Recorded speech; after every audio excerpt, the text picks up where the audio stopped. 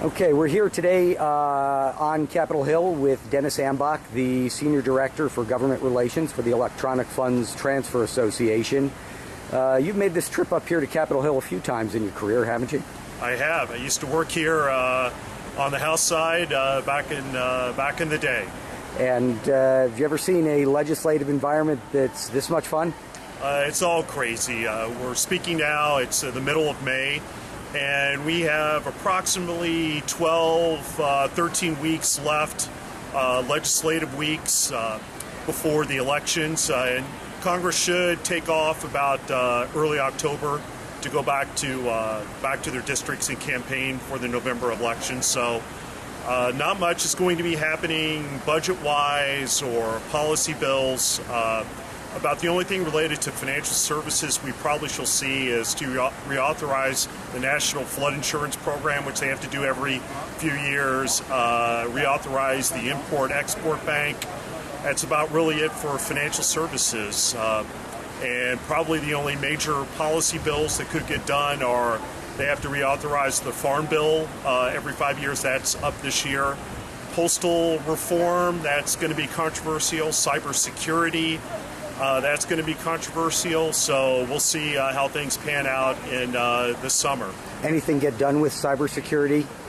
It's uncertain. The House has passed a bill. It's called CISPA, the Cybersecurity Information Sharing and Protection Act, and it allows greater information sharing between the public and private sectors on sensitive data in the event of a cyber attack. The Senate is taking a different approach, having more of a government mandate on how companies should have, cyber protections for their sensitive data. So those are two approaches that are going to have to be reconciled if the Senate can even act on its bill. And you're tracking a little bill up here having to do with ATMs. Is that correct? Yes. Tell us about that. We have legislation that's been introduced in the House to end Regulation E's dual requirement for a fee notification to a consumer.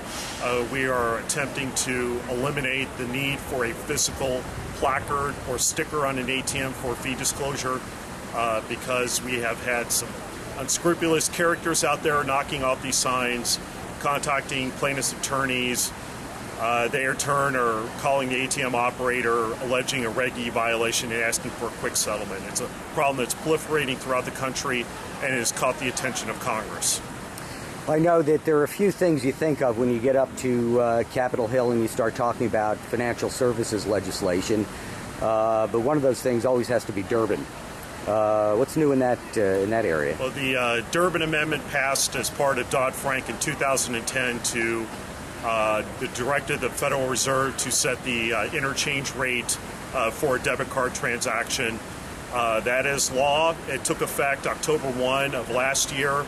The second part of the Durbin Amendment on requiring card issuers to carry two networks, one unaffiliated PIN, one unaffiliated signature, that took effect April 1.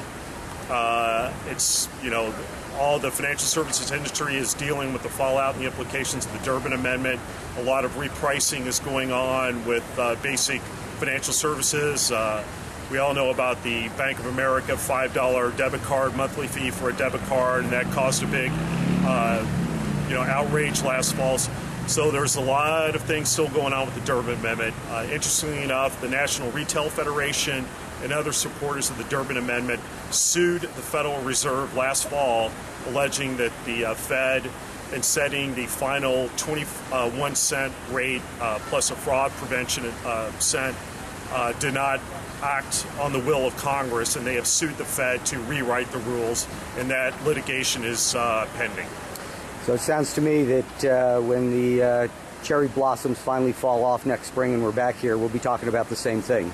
Probably will. Dennis Ambach, thank you. Thank you.